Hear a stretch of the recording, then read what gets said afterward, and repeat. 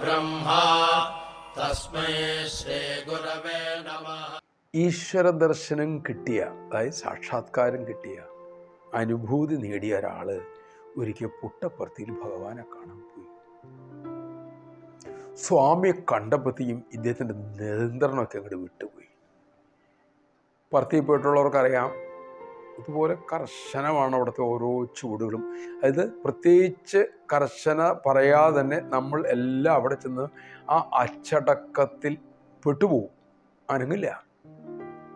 പക്ഷെ ഈ ഈശ്വര ലഹരി പിടിച്ച് ഈ മഹാത്മാവിന് അസ്വസ്ഥായി. സ്വാമി ആകട്ടെ ആ വശത്തോടെ കൂടെ പോകുന്നില്ല. ഇദ്ദേഹം എവിടെ ഇരിക്കണോ അതിൽ നിന്ന് വളരെ അകലം സൂക്ഷിച്ചാണ് ഭഗവാൻ പോകുന്നത്. ആളുകൾക്കെല്ലാം വലിയ അത്ഭുതമായി, ഇതെന്താണ് ഇങ്ങനെ? പരമഭക്തനായ ഒരു മഹാത്മാവ് വന്നിരുന്നിട്ട് അദ്ദേഹത്തെ ഇങ്ങനെ അവഗണിക്കുക, തിരിഞ്ഞു പോലും നോക്കുന്നില്ല. ശരിക്കും തിരിഞ്ഞു നോക്കുന്നില്ല സ്വാമി. അത് എവിടെ ചെന്നിരിക്കുന്നോ അവിടെ നിന്ന് വളരെ അകലം പാലിച്ചാണ് സ്വാമി. ബോധപൂർവമാണ് മാറിപ്പോണെന്നറിയാം. 3-4 ദിവസം കഴിഞ്ഞു, ഇദ്ദേഹത്തിന് താങ്ങാനായില്ല. ആ വിരഹം എന്നൊക്കെ പറയൂലോ, യോഗാവസ്ഥയുള്ള വിരഹമൊക്കെ പറയില്ലേ, താങ്ങാനായില്ല.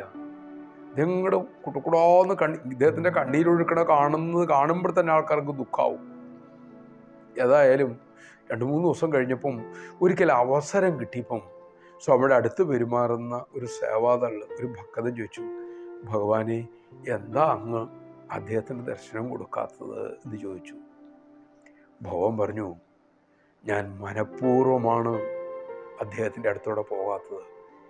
ഞാൻ ആ മുഖത്തേക്ക് നോക്കിയാൽ, അദ്ദേഹം എന്നെ സ്പർശിച്ചാൽ പിന്നെ ആ ശരീരം നിലനിൽക്കില്ല, താങ്ങില്ല അദ്ദേഹം, അത് എന്നിൽ ലയിച്ചു ചേരും. അതുണ്ടാകാതിരിക്കാനാണ് ഞാൻ ബോധപൂർവം ആ വശത്തേക്ക് പോകാതിരിക്കുന്നത്. എന്താണ് ഈ സംഭവത്തിൽ നിന്ന് നമുക്ക് മനസ്സിലാക്കാനുള്ളത്?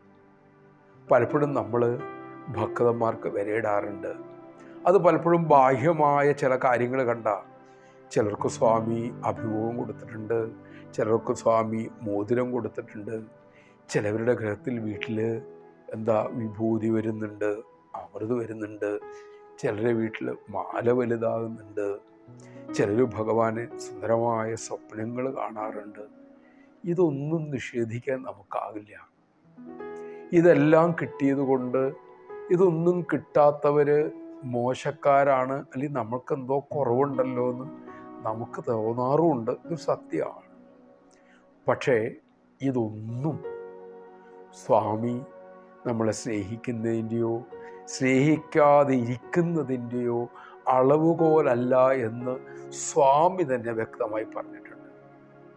നിങ്ങൾക്കെന്നെ ചിന്തിക്കാൻ പറ്റുന്നുണ്ട് എങ്കിൽ, നിങ്ങൾക്കെൻ്റെ കാര്യങ്ങൾ കേൾക്കാൻ താല്പര്യമുണ്ട് എങ്കിൽ, നിങ്ങൾക്ക് എന്നെക്കുറിച്ച് പറയാൻ താല്പര്യമുണ്ട് എങ്കിൽ, എൻ്റെ നാമം ജപിക്കാൻ ഇഷ്ടമുണ്ട് എങ്കിൽ, ഞാൻ നിങ്ങളെ സ്നേഹിക്കുന്നു, നിങ്ങൾ എന്നെ സ്നേഹിക്കുന്നു എന്നുള്ളതിൻ്റെ ഏറ്റവും വലിയ തെളിവ് അതാണ്.